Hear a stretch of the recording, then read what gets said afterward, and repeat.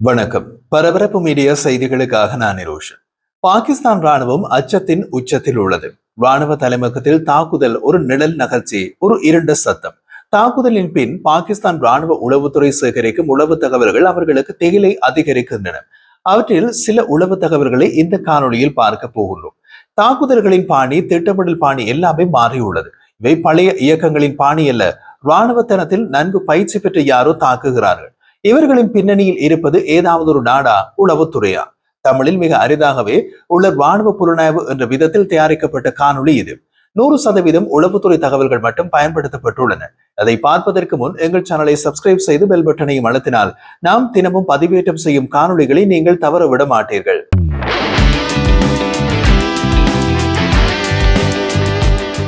பாகிஸ்தானின் பாதுகாப்பு அமைப்பு இன்று ஒரு மிகப்பெரிய நிழல் போரின் நடுவில் நிற்கின்றது. எல்லைகளில் பாகிஸ்தானும் இந்தியாவும் மோதிக்கொள்ளலாம், அல்லது பாகிஸ்தானும் ஆப்கானிஸ்தானும் மோதிக்கொள்ளலாம். அவை வெளிப்படையான போர்கள். பாகிஸ்தான் ராணுவத்தால் தாக்குப்பிடிக்க முடியாவிட்டால் சமாதான கொடி காட்டலாம், போர் நிறுத்தம் கோரலாம். ஆனால் இப்போது பாகிஸ்தானின் பாதுகாப்பு அமைப்புகள் அஞ்சுவது அந்த வெளிப்படையான போர்கள் பற்றியதல்ல. இது ஒரு நிழல் போர். பாகிஸ்தானுக்கு உள்ளே ஏற்படும் அச்சுறுத்தல். பாகிஸ்தானின் வெடிப்பது ஒன்றும் ஆச்சரியமான விஷயம் அல்ல, அது தீவிரவாத தாக்குதல்கள். ஆனால் இப்போது வெடிப்பது ராணுவ தலைமையகத்தில் எனும் போது இது போராக மாறுகிறது. இதுதான் நிழற்போர்.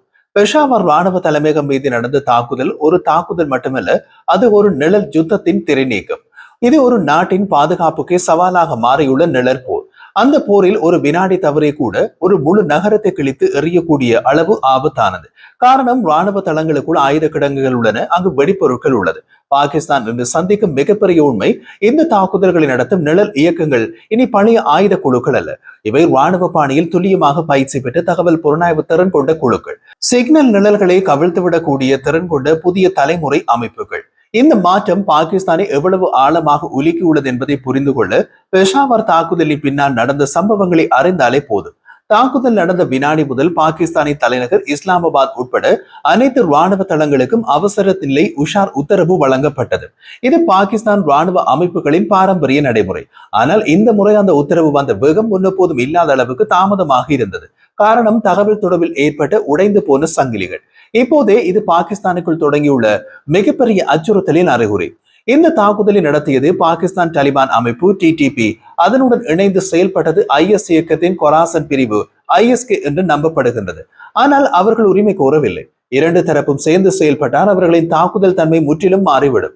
அந்த விஷயம்தான் நடந்துள்ளது. குறிப்பாக ராணுவ உளவுத்துறை சேகரித்த தகவல்களின் அடிப்படையில் இந்த இரு குழுக்களும் கடந்த 3 மாதங்களில் தங்கள் தாக்குதல் நடைமுறைகளை மாற்றிய விதம் பாகிஸ்தான் ராணுவ உளவுத்துறை அதிகாரிகளையே அச்சத்தில் ஆழ்த்தி உள்ளது. அதை பார்ப்பதற்கு முன் பரபரப்பு மீடியாவில் நமது ராணுவ புலனாய்வு புரிவதற்கு இலகுவாக உள்ளதா? இதில் விஷயம் உள்ளதா? வேறு ஏதாவது ஊடகத்தில் இப்படி விலாவரியாக பார்த்திருக்கிறீர்களா? இது பயனுள்ளது என்று நீங்கள் நினைத்தால் எங்கள் சேனலை சப்ஸ்கிரைப் செய்து பெல் பட்டனையும் அழுத்தினால் நாம் தினமும் பதிவேற்றம் செய்யும் காணொளிகளை நீங்கள் தவறவிட மாட்டீர்கள். பிடித்திருந்தால் லைக் செய்யுங்கள், ஷேர் பண்ணுங்கள். அவர்களின் தாக்குதல் நேரத்தை ஒரு தினத்தில் 3 முறை மாற்றி தாக்க முயற்சி செய்துள்ளனர். அதிகாலை நேரத்தில் தாக்குதல் நடந்தால்தான் காவலர்கள் தளர்வாக இருப்பார்கள். மாலை நேரத்தில் தாக்கினால்தான் மக்கள் கூட்டத்தில் கலந்து தப்பிக்க முடியும். நண்பகலில் தாக்கினால்தான் ராணுவத்தின் வாகன இயக்கத்தை பகுப்பாய்வு செய்ய முடியும். இந்த 3 மாற்றங்களையும் சேர்த்து ஆய்வு செய்த புலனாய்வு குழுக்களுக்கு கிடைத்த முடிவு, இது ஒரு கணக்கிட்ட நிழல் போர்.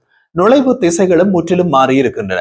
பின்புற நுழைவு, சுவர் ஏறுதல், துணை கட்டடங்கள் வழியாக நுழைவது, இது சாதாரண பயிற்சி இல்லாதவர்கள் செய்யக்கூடிய செயல் அல்ல. இது ஒரு ராணுவத்திற்கு மட்டுமே தெரியும் நுழைவு நடைமுறைகளின் பின்தள பணிப்பு. ஆனால் பாகிஸ்தான் தற்போது சந்திக்க போகும் மிகப்பெரிய சிக்கல், இந்த தாக்குதல்களின் பின்னணியில் யார் இருக்கிறார்கள் என்பதை தெரிந்து கொள்ள முடியாத நிலை. டிடிபி ISK இணைந்து தாக்குதல் முதல் நாளிலிருந்து ராணுவத்தின் சிக்னல் கட்டல் பிரிவில் ஒரு குழப்பம் ஏற்பட்டுள்ளது. அதுவும் மிகவும் ஆபத்தான ஒரு குழப்பம்.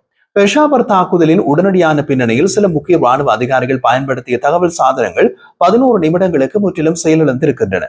இது ஒரு சாதாரண பழுது அல்ல, இது ஒரு சாதாரண உபகரண கூடாரம் அல்ல. பழுது பார்க்காமலேயே 11 நிமிடங்களின் பின் அனைத்து சாதனங்களும் இயங்க தொடங்கிவிட்டன. அதனால் இது ஒரு டிஜிட்டல் சிக்னல் தாக்குதலாக இருக்கலாம் என்ற சந்தேகம் ஏற்பட்டுள்ளது. இந்த 11 நிமிடங்களில் எந்த தகவலும் மேல்தள ராணுவ கட்டளை மையங்களுக்கு சென்று சேரவில்லை. இதனாலேயே தாக்குதல் இயக்கங்களின் நகர்வு யாருக்கும் தெரியாமல் இருந்திருக்கின்றது. இந்த 11 நிமிடங்கள் பாகிஸ்தான் ராணுவத்திற்கு என்ன இழப்பு ஏற்படுத்தியது தெரியுமா? பெஷாவர் நகரின் வடபகுதியில் இருந்த ஒரு முக்கிய பாதுகாப்பு குழுவுக்கு தாக்குதலின் தகவல் 17 நிமிடங்கள் தாமதமாக சென்றது. இதே தாமதம் காரணமாக அவர்கள் தளம் மாற்ற நினைத்த வாகனம் வெளியேற முடியவில்லை. தாக்குதலாளர்கள் அந்த இடத்தை மிக துல்லியமாக தேர்ந்தெடுத்திருந்தனர். அதாவது யாரோ ஒருவருக்கு பாகிஸ்தான் ராணுவத்தின் சிக்னல் அமைப்புகளின் மீது துல்லியமான கணக்கீட்டு திறன் இருக்கின்றது. இந்த யாரோ ஒருவர் ஒரு நாடா, ஒரு அமைப்பா, ஒரு நிழல் சக்தியா, இது இன்னமும் குழப்பம். ஆனால் இது பாகிஸ்தான் சந்திக்கும் முதல் நிழல் தடுப்பு சம்பவம் அல்ல. கடந்த 2 மாதங்களில் மாற்றம் ஒன்று பாகிஸ்தான் ராணுவ கண்களுக்கு தெரியாமல் நடந்திருக்கிறது. எல்லை பகுதிகளில் உள்ள 500 தொடக்கம் 700 மீட்டர் இடைவெளிகளில் அமைந்துள்ள ராணுவ ரேடார்களில் 9 தடவை குறுக்கீடு நிகழ்ந்துள்ளது. இவை சாதாரண வானிலை சிக்கல் காரணமாக ஏற்படுவதல்ல. இவை எல்லாமே ஒரே வாரத்தில் ஒரே நேரத்தில் நிகழ்ந்துள்ளன. இது ஒரு சோதனை. யாரோ ஒருவர் இந்த ரேடார் சிக்னல்களை தாக்க முயற்சி செய்த சோதனை. இதனை உறுதிப்படுத்தும் முக்கிய ஆதாரம் பாகிஸ்தானின் வடக்கு பகுதியில் ராணுவத்தால் பிடிக்கப்பட்டுள்ள ஒரு நிழல் சிக்னல் சாதனம். இது ஒரு சாதாரண சாதனம் அல்ல. இதில் பயன்படுத்தப்பட்ட உலோக தடயங்கள் சீனாவில் தயாரிக்கப்பட்டவை. இவை பொதுவாக எல்லை கடத்தல் சந்தைகளில் கிடைக்காது. இது நேரடியான ராணுவ தரப்பொருள். இதன் பின்னணியில் ஒரு பெரிய நிழல் வர்த்தகம் இருக்கிறது என்று உளவுத்துறை அறிக்கைகள் காட்டுகின்றன. அப்போது தாக்குதல் குழுவின் தொடர்பு விரிவடைகின்றது. இந்த ஆயுத வர்த்தகத்தின் பின்னணியில் யார்? சிரியா, மத்திய ஆசியா, பழைய சோவியத் எல்லை கிடங்குகளா? இந்த ஆயுதங்களின் சிலது சீன அடையாளத்துடன் இருப்பது பாகிஸ்தான் ராணுவத்தையே அதிர்ச்சியில் ஆழ்த்தியுள்ளது.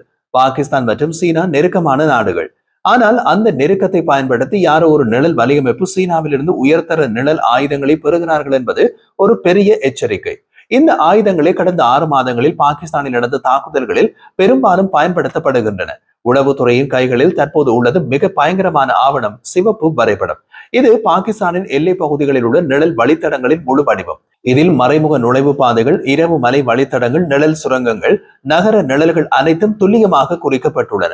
இந்த சிவப்பு வரைபடம் ஒரு உண்மையை வெளிப்படுத்துகிறது. டிடிபி, ஐஎஸ்கே ஆகியவை கடந்த 48 மாதங்களில் பாகிஸ்தானின் பாதுகாப்பு அமைப்புகளை ஒவ்வொரு அடுக்காக ஆய்வு செய்திருக்கின்றன. இது ஒரு சாதாரண செயல் அல்ல. இது ஒரு ராணுவ நிழல் ஆய்வு. இதை செய்ய வேண்டுமெனில் ஆயிரக்கணக்கான மணி நேர கண்காணிப்பு, டிஜிட்டல் வரைபடங்கள், சிக்னல் தரவுகள், எல்லை நகர்வுகள் எல்லாம் தேவை. இது ஒரு நாட்டு ராணுவ உளவுத்துறைக்கு மட்டுமே இருக்கும் திறன்.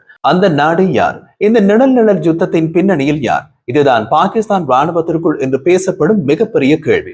உளவுத்துறை கணிப்பின்படி அடுத்த 90 நாட்களில் பாகிஸ்தான் எதிர்கொள்ளும் ஆபத்துகள் மிகப்பெரியவை. ஒரு நகர ராணுவ தலைமையகத்தின் இரட்டிப்பு அலை தாக்குதல், எல்லை ராடார்களுக்கு எதிராக சிக்னல் தாக்குதல், வடக்கு தெற்கு பிராந்தியங்களில் ஒரே நேரத்தில் திசை திருப்பல் தாக்குதல். இந்த 3 தாக்குதல்களில் ஒன்று நடந்தாலே பாகிஸ்தானின் உள்ளக ராணுவ சமநிலை முற்றிலும் குலைந்துவிடும். பிராந்திய ரீதியில் நிலைமை இன்னமும் ஆபத்தானது. ஆப்கானிஸ்தானின் தாலிபான் நிர்வாகம் இப்போது நேரடியாக இந்த நிழல் போருக்குள் தள்ளப்பட்டுள்ளது. ஆப்கானிஸ்தானுக்குள் உள்ள காவல் தளங்கள், நிர்வாக கட்டடங்கள், எல்லை முகாம்கள் அனைத்தும் நிழல் தாக்குதல்களுக்கு திறந்த நிலை. இந்த நிழல் போர் ஒரு துப்பாக்கி சூடு போர் அல்ல. இது ஒரு உளவுத்துறை போர். ஆனால் துல்லிய உளவு தகவல்களின்படி ராணுவ தளங்களில் தாக்குதல் நடக்கின்றது. இதில் ஒரு வினாடி தவறும் தவறே கணக்கற்ற உயிர்களை இழக்கச் செய்யக்கூடியது.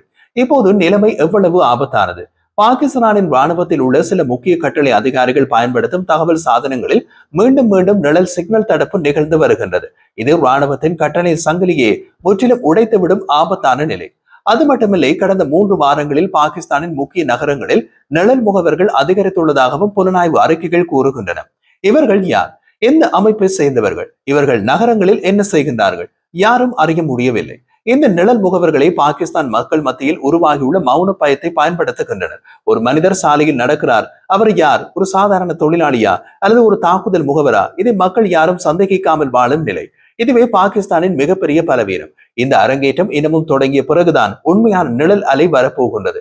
இந்த அலை ஒரு நகரத்தை கிழித்து எறியும் அலை அல்ல. இது ஒரு நாட்டை முழுவதும் சிதறடிக்கக்கூடிய நிழல் ஆபரேஷன். பாகிஸ்தான் அதன் தொடக்கத்தில் தான் இருக்கின்றது. அந்த அலை இன்னமும் உருவாகி கொண்டிருக்கின்றது. அது இன்னமும் முடிவடையவில்லை.